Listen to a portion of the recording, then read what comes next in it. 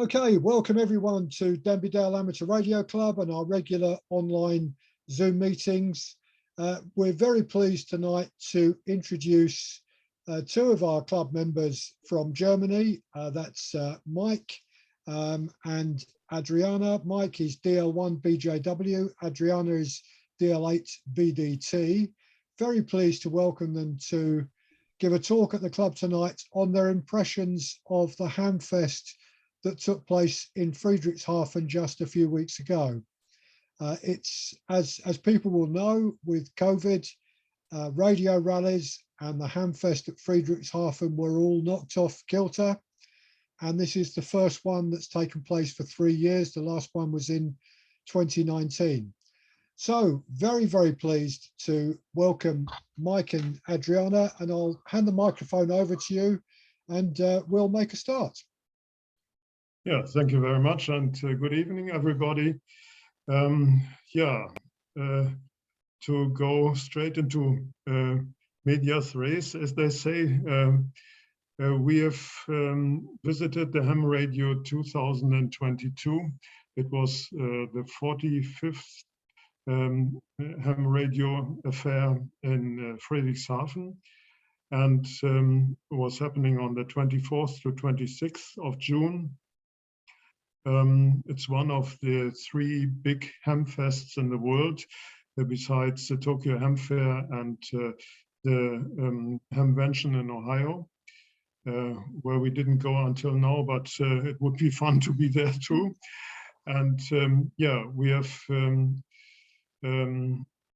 started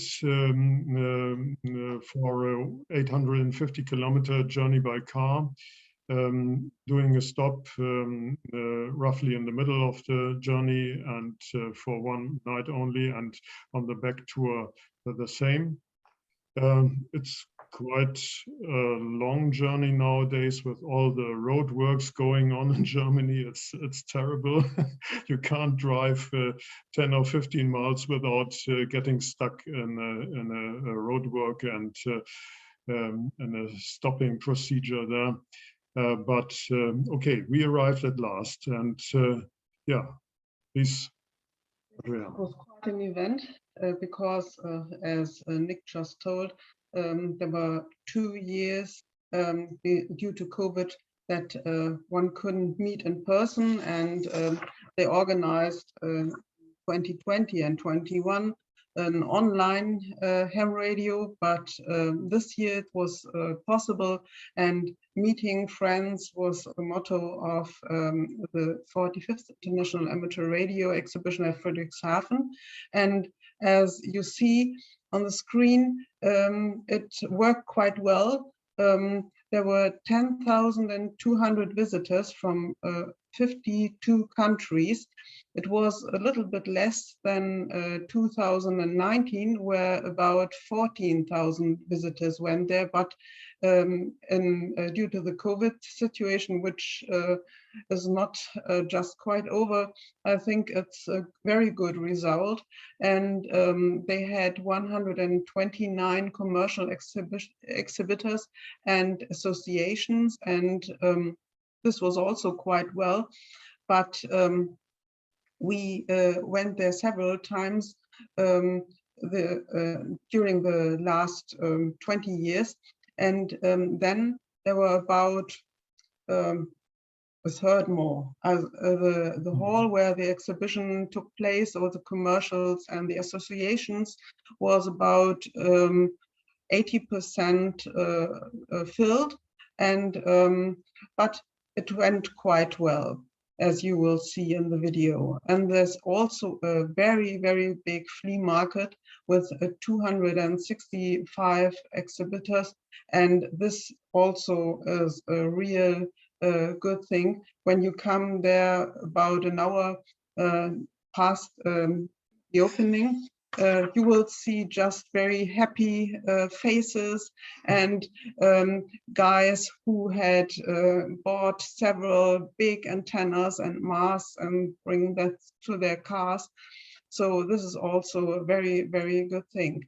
And actually, when we arrived for the first time there on Friday. That was about, I think, 1 or 1.5 hours after they opened up. And there are several people came out of the building already, having clutched large cases with things they bought there, especially antenna parts and parts for rigs and so on, mainly from the flea market, I think. So they went straight into the thing and didn't wait long. And I hope they were successful with their quests. But it was very interesting to see that it started right from scratch, so to speak, right from zero. And people were in it right from the beginning and liking it, obviously. What's also very interesting is the variety of presentations they provide there. And there is a wide range of themes, and the presentations are as well in German and in English. Not all presentations are in both languages, but there are very much presentations which are partly in both languages or just in English. And this will be very interesting if you'd like to come there, I think. And what's a very big event as a big part of the ham radio is the SDR Academy, where several talks were about SDR radio. And in 2019, we also met Joe Taylor there, who was also a guest. And this time it was also a very interesting program there. And you can read something about this. I think at the next slide, I put a link in the presentation where you can here and down the last link, you can see some text of the presentations about the SDR radio.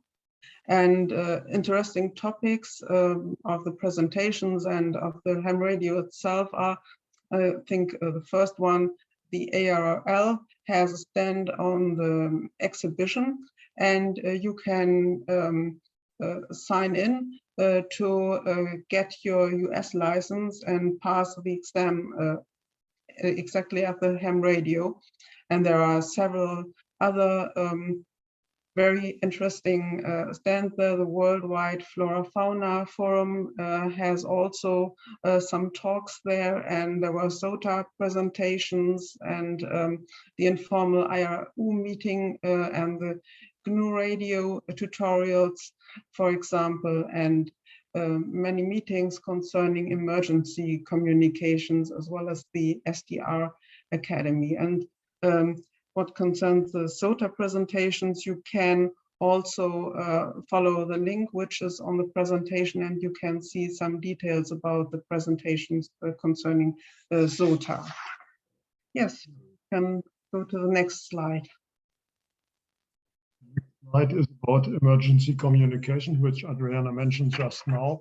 It is a great topic, especially in Germany, since the catastrophes we had to endure in last year with the high floods in the western part of Germany and several other things which happened and were not, were very dangerous and very damaging. Here you see a picture of a truck, a pickup truck, which was exhibited there in the entrance hall of the ham radio. It's sponsored by Airbus company, great manufacturer for aerospace and of course aircraft parts. And it's also supported by DRC, German Amateur Radio Club, and is held by the Lake Constance Emergency Radio Association. They launched a nationwide concept for emergency communication, for example, in case of floods or other catastrophes. And this pickup truck is fully equipped with radio equipment working on all bands. That's to say, from 160 meters to 23 centimeters, all mode, and also can work with satellites, especially QO100 as Hailsat. And therefore, you see the dish on the back part of the vehicle. The vehicle itself is a very powerful engine. I think it's of Jeep make, if I'm correct, and of course 4-wheel drive. It's stuck up to the top with batteries. The power supply can last for one whole week there. It can be self-sufficient for this week. And it's got a nickname. It's called Krümel in German, which means crumbs. Of course, it's not really a crumb if you see it. I don't know what it weighs. I'd say about 7 or 8 tons, something like that. But it's one of the first, or the first of a row of vehicles. It is said to be planned to bought and converted into similar vehicles in the future. So this vehicle, of course, can reach every part of Germany or of Europe, indeed. But it would be nice to have more of them in case of need. Yeah, next slide, please. Another example for interesting topics. There are a lot more interesting topics, but we found this quite interesting. The amateur radio young lady Teresa Thoma, DC1 TH, gave a talk about her job at the Neumeier 3 station. She is not 30 years old, she's about, I think, 28, 29 or so. And she is a good example that ham radio can change your life. She was a radio amateur as a youngster, and then she thought it's quite interesting and made it as a profession. And now she's an engineer, and she was at the Neumeier 3 station during winter 21 and 22, and was there the ham radio operator of the station, and has to deal with the technical equipment and so on. And she gave a talk there about her job. And something very interesting about this constellation, the young lady there at the Antarctic, was that it was possible to make school contacts with the Antarctic. And I listened just to one talk to a school station. She was a very good talker to this young guys there, and it's a possibility to make ham radio attractive and to make technical jobs attractive, especially for young women, I think. I'd like to add the possibilities at Neumeier Station, German Antarctic Research Station, are not only on the amateur radio side, of course, but also on utility, because they have to have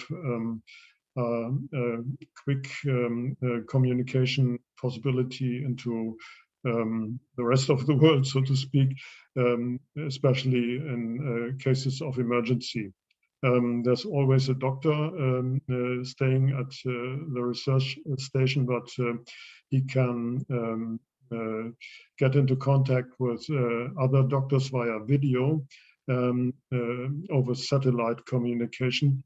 and they even can do assisted operations there with the help of a clinic, mainly a clinic in Bremerhaven in northern Germany, which is prepared for doing video operation. We could call it like that, perhaps.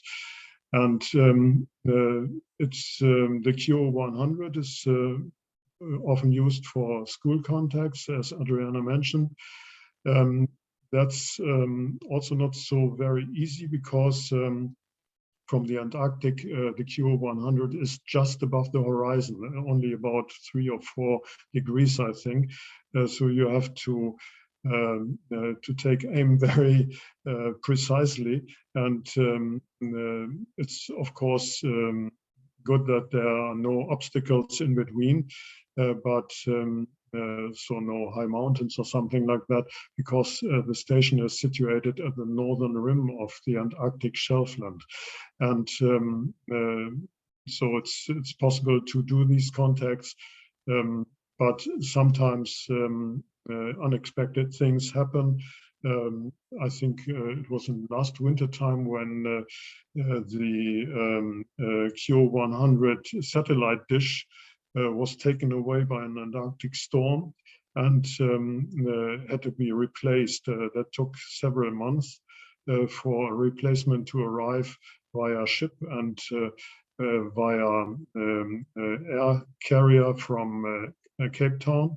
But now it's all working again, and they are doing contacts with the schools once again. Yeah, thank you. Next slide, please. We'll tell you something about the exhibition center itself. It's a quite large exhibition center. Here there are 12 halls and about 85,000 square meters exhibition space. And there are several conference rooms. We'll show you this a little bit later.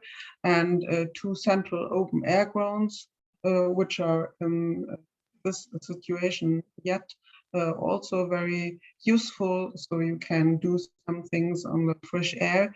And what's quite well, they've organized a free shuttle bus from the harbor of the lake and the railway station to the ham radio, so that you don't need to go there by your own car if you don't want.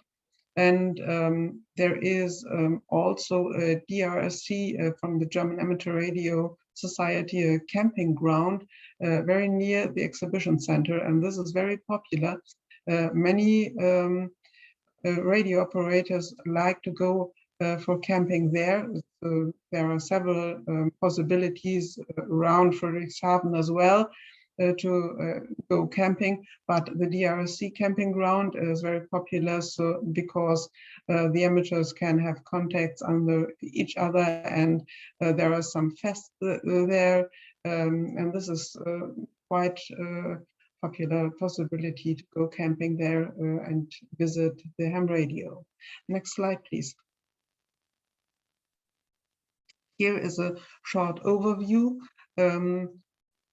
of the exhibition center, and on the right-hand side you see a little under A1, you see a little lake which is in front of the main entrance, and the A1 is the big hall where all the exhibitions of the commercials and the associations took place, and then at the other halls, A2, A3, and so on, you can find the lectures, and there were 3 halls where the flea market took place, which is very large. Yeah, I think it were the A4, 5, and 6, if I remember correctly. Yeah. That was a flea market. Yeah, and if you look, A7 is just one exhibition room. There, I think there was the SDR Academy,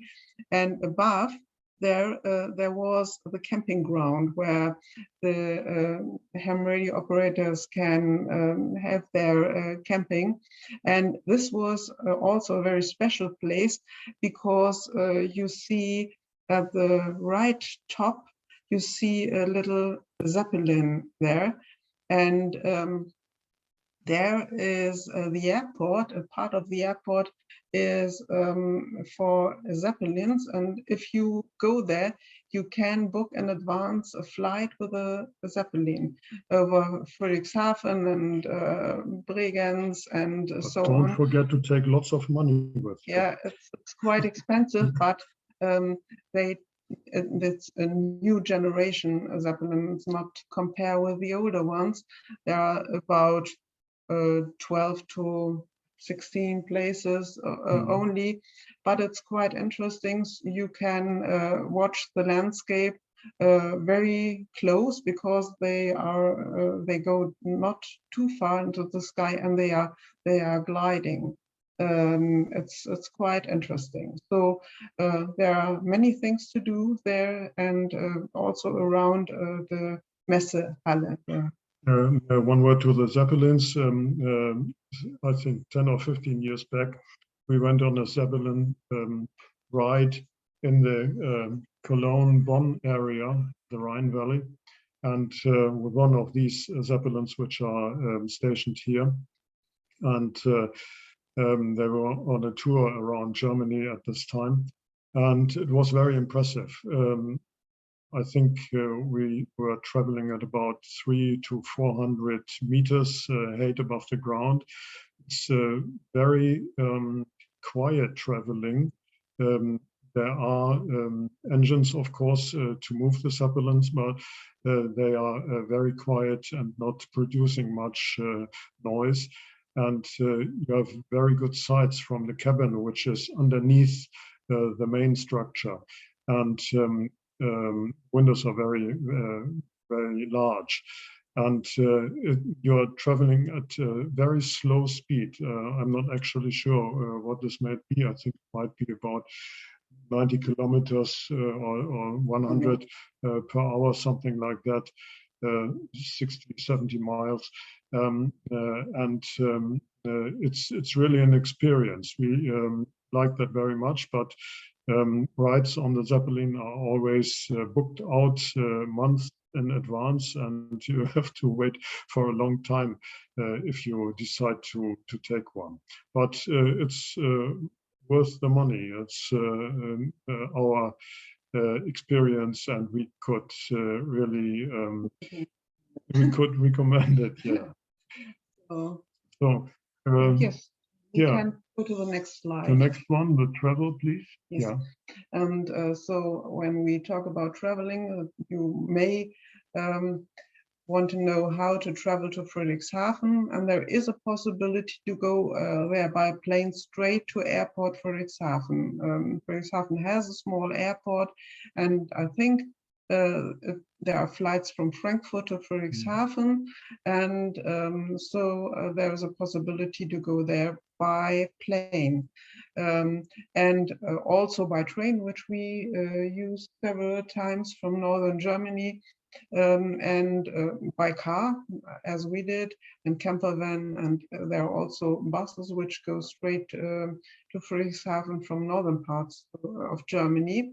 And if you want to go to another part of the Lake Constance, or you want to go to Switzerland and then visit the ham radio, you can go there by boat and ferry from other parts of the Lake Constance, from Romanshorn and from Constance itself.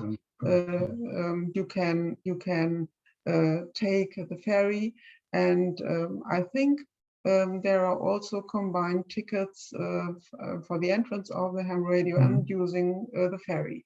So there are several possibilities to go there.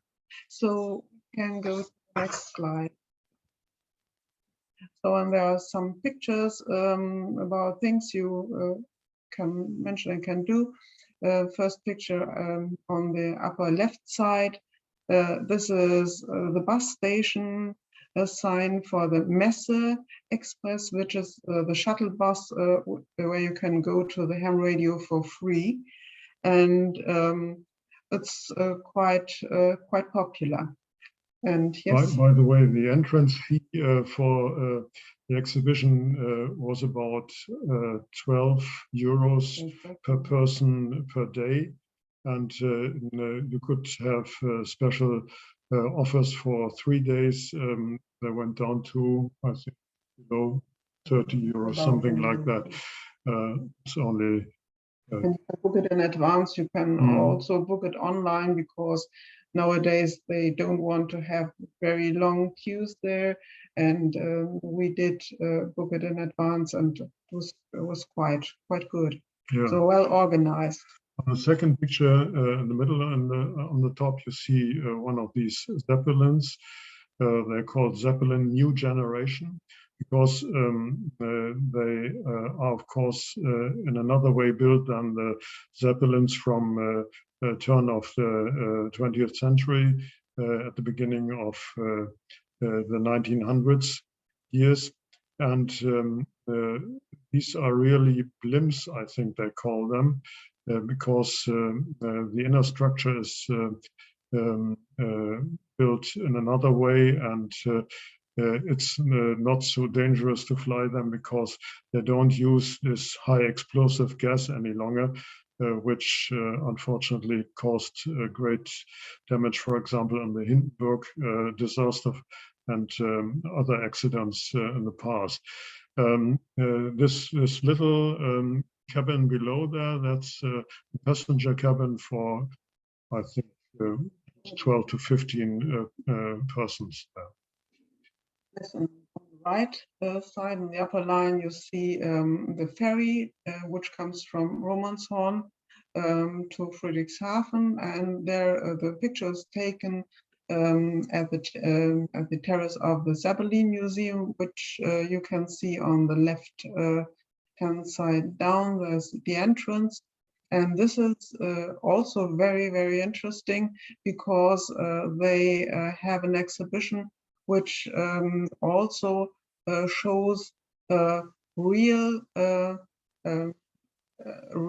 Zeppelin, a model of a real Zeppelin, in which you can go, and you can go through the cabins which looked as they looked in 1920, and you can see also the rooms where the passengers were, and also the construction. Yes, it was very impressive.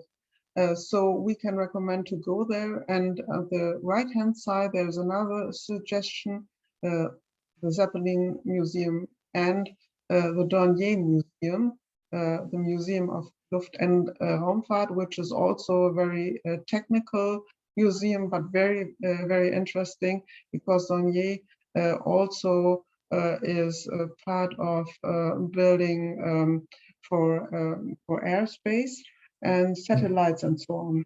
Yeah, they're building planes, satellites, and also parts of rockets, I think, for aerospace. And it's very interesting to go through the museum, which is in a kind of hangar, we say in German. I don't know the English word for it. A great hall to put the planes in it, and there they have planes from the Antarctic, which were used at the South Pole, for example. They have fighter planes. They have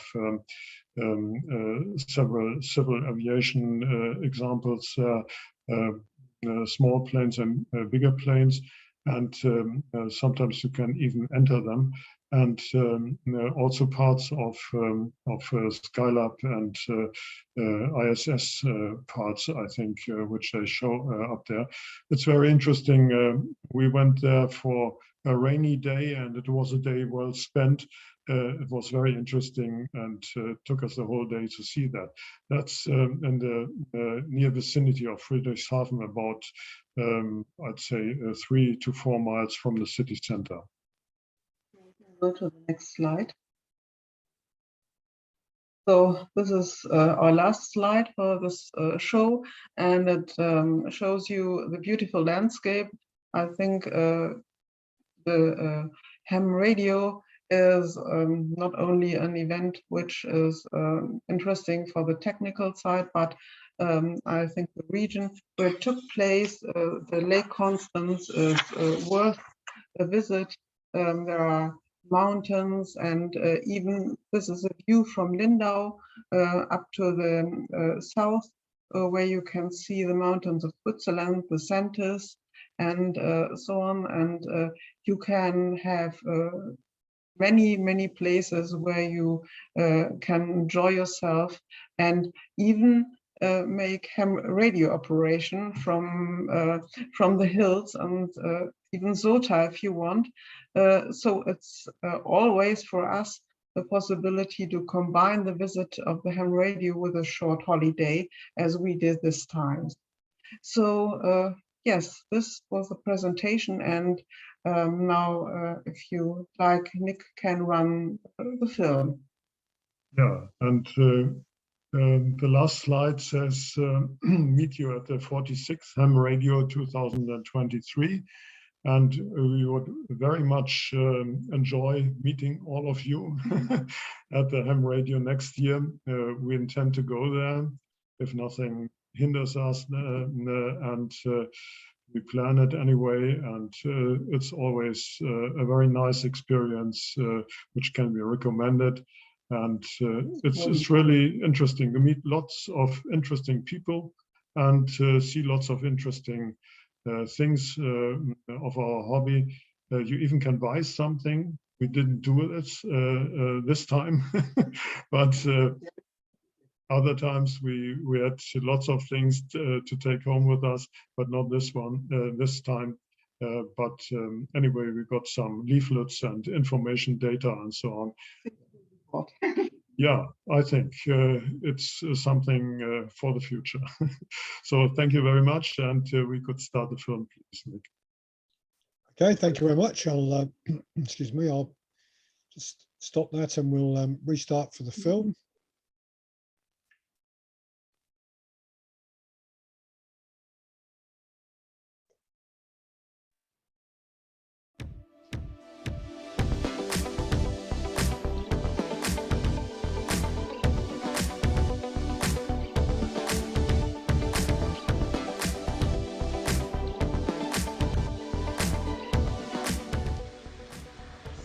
We've reached finally the ham radio destination, and there is one of the entrances. So let's go. Here's one of the halls where you can see some shops.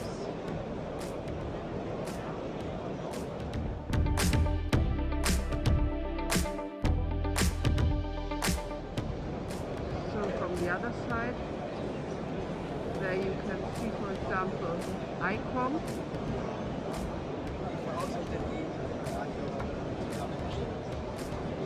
So here you can see the back part with the different nations.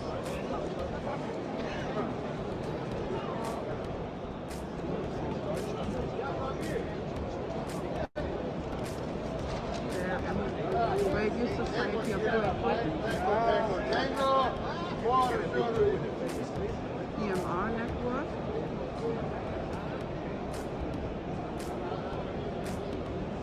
and emergency.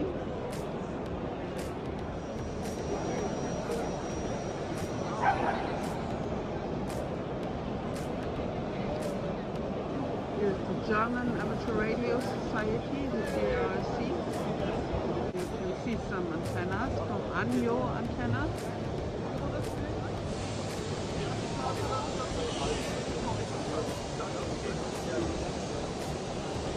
See the wall with the QSL card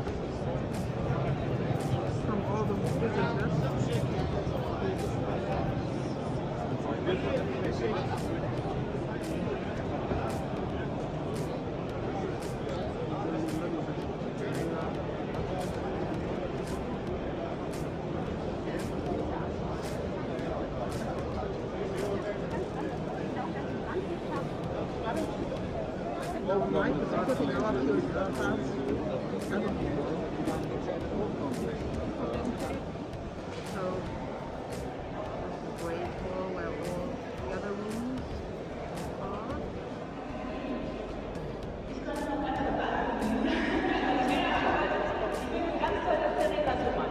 Telekanoma ist wirklich der lebende Beweis dafür, von der Funkamateurin zur Ingenieurin, und dass die Amateurfunkzulassung auch wirklich eine Berufsqualifikation darstellt.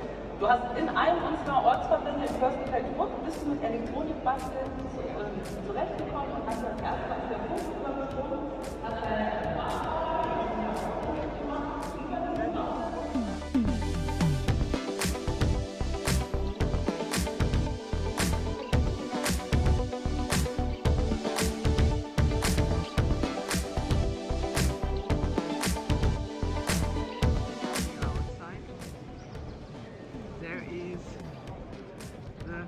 Messealm, so you can get some Weißwurst and so on if you want, and you can go and walk straight up there.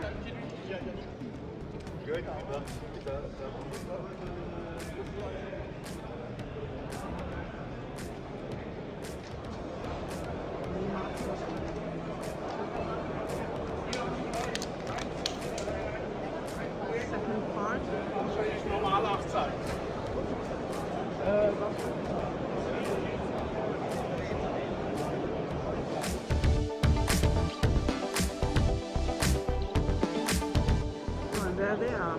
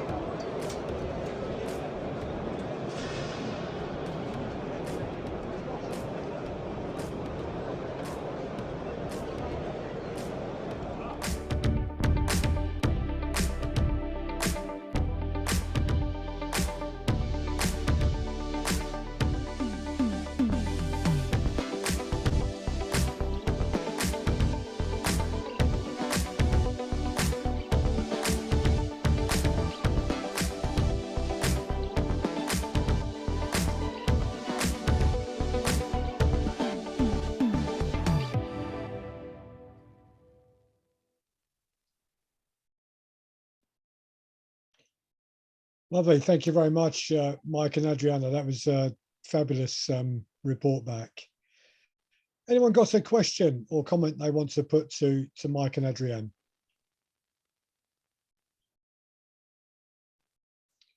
Everyone's gone very quiet. Yes, George. Sorry, I was just adjusting the light so they could see me. But I suppose I better start. Well, thank you very much, Adrian and Mike, for that video and the presentation. I've not been to Friedrichshafen for a long time. I went there once, and I remember going to the Zeppelin Museum and seeing.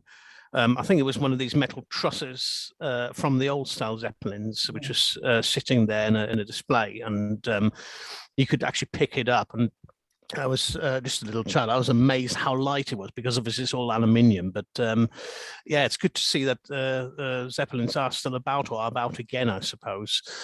I was wondering, were you staying on the campsite as well, or did you have accommodation somewhere else? We had accommodation at a hotel, not in Friedrichshafen, but in Lindau, which is about, I'd say, 30 kilometers to the east. And we were staying there also before and after the ham radio affair, because we put some holiday days around it, so to speak. And in past times, we've stayed also in Friedrichshafen itself. There are several possibilities. Of course, it's a big city of 70,000 inhabitants, lots of hotels and camping grounds and so on. But we preferred a little bit quieter town of Lindau, that was also very nice. But of course, it's all very near. There are no long distances between the cities on the northern shore of the Lake Constance. You can go there by car, for example, from Lindau to Friedrichshafen in about 30 minutes or something like that. No problem about that. But some of our colleagues from our local amateur radio group here stayed on the camping site in Friedrichshafen, and they had lots of fun there, meeting other friends from past times and doing a lot of radio contacts via the repeaters and via direct FM and so on. Building up antennas also, and so lots of possibilities. That sounds great. I just keep thinking I need to go and have a look at that exhibition. Maybe I'll go next year. Okay, thank you, George. Gerald, you're on mute, Gerald. Hi, I'm just unmuted. Sorry. Thank you. Sehr gut, Adriane and Mike. Brilliant. Really enjoyed that, actually. I always wanted to go, so this was an opportunity, shall we say, to sort of imagine I was there. It was really good. And Thank you. I wondered whether we might be able to get a table. How much would the cost for the flea market table or for a little radio club demonstration places? I have to admit we are not informed how expensive that might be, but I think it would be not so dear, not so expensive. Because we can look it up for you and send it to you if you would like that. Excellent, thank you. Yeah. Yeah. Probably travel down from Hull to Rotterdam rather, and then drive down from there. Wouldn't be much different to your journey, I don't think, from Rotterdam, would it? Yeah, it's quite a distance, unfortunately. But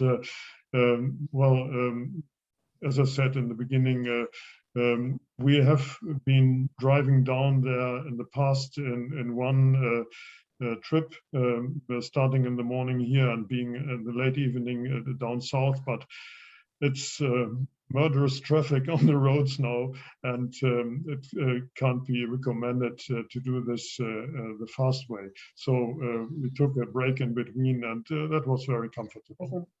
Very much. During our trip down to Friedrichshafen, we stayed at near Würzburg, and this was also quite interesting. And we had several times travel there, and if you go perhaps from the Netherlands, you can go via Rhine Valley. Perhaps I think this will also be very interesting and might be also worth staying a little bit there. It's very scenic. It's quite well. Here in the northern part where we live, it's not so scenic. It's all flat, and therefore anything which is with hills and so on. Oh, we say yeah, it's hills. It's quite interesting, but it's really interesting to spend a little more time there. Yeah, thank you. Gerald, have you still got access to the Shelley minibus? I think we could have a trip going here. Failing that, we need Phil to get his license back, and we can fly from Crossland Hill International Airport. Yeah, that's a very good idea. I don't drive the minibus anymore, Darren. There's a sort of age limit on it, and I'm just unfortunately past the age limit for when you're allowed to drive the minibuses. But it's we've got to find another driver who could do that quite easily. But I was thinking of bringing down my camper van actually, if I can get by on that. So. It'd certainly be a good trip. I think Lamb used to run a trip there in the past. I don't know whether they did it this year or not, but Lee certainly used to organise one, which will be worth looking into if they do it. I'd love to go somewhere like that and make a holiday out of it as well, like Mike and Adriane did. Sounds brilliant, doesn't it? That's a good idea. Well, I've always wanted to go. The people who've been there have told me about it, and I thought, well, one of these days I'll make it, and that's certainly the incentive I needed, Mike and Adriane. It's really good. I think we ought to do it, Darren, don't you?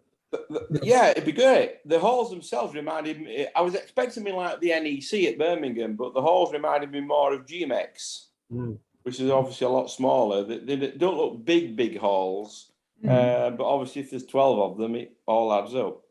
And 87,000 square meters, did you say? I think it's something, 85? 85,000. Yeah, big is that? Yeah, Gerald, I just checked, 813 kilometres by road from Rotterdam to Friedrichshafen. About 600 miles? Yeah. Yes. Yeah, that's a rough guess. I think they're playing to Frankfurt, and I think you said you could fly to Frankfurt and then fly into Friedrichshafen from there. That sounds the option to me. Yes. Or to Munich, I think, as well, Darren. Yeah. Sometimes, especially in the summertime, there are also other connections. This Friedrichshafen Airport is a regular airport. It's not an airfield or something like that. It's really an airport with regular flights, Boeing 737s coming in and so on. And in the summertime, there are more planes going south as in other times of the year.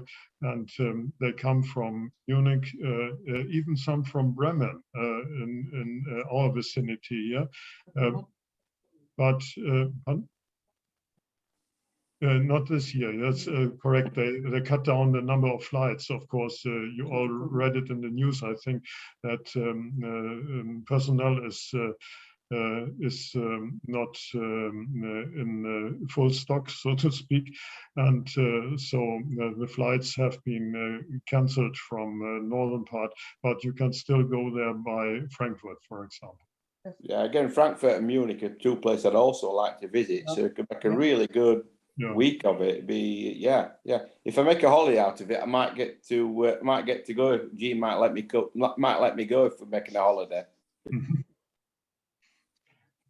Darren, I can very much recommend Frankfurt and Munich. I've been to both. I know Munich very well, and fantastic train journey from Munich down to Friedrichshafen is, I think, about less than 3 hour journey, I think.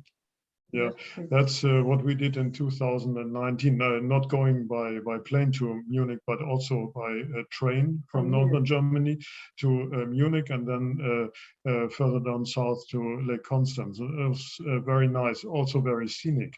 And it's, I think, a train ride of about 10 or 11 hours. So it's from our part here. But one word to the airports. Of course, the airport of Munich is much better in shape than the Frankfurt airport. Frankfurt is it's pandemonium. It's so big and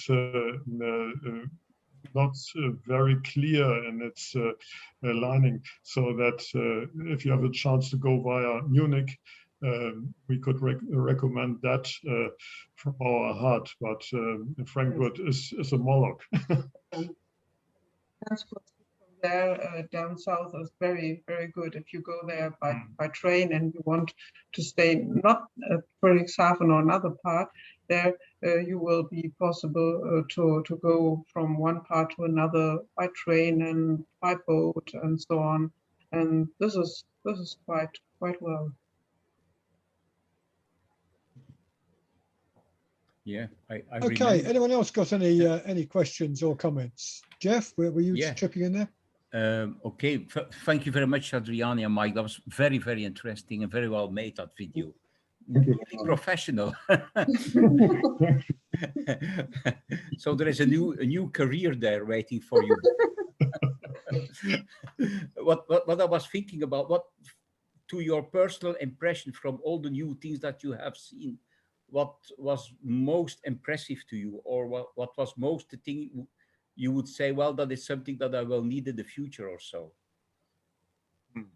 So other things we saw at the exhibition, maybe the spectral. Yeah, I think we personally were very impressed by equipment for the working of QO100 by the company DX Patrol from Portugal. Okay, they had an excellent assortment of equipment, and we watched them over the years, so to speak, They have expanded and are manufacturing now very easy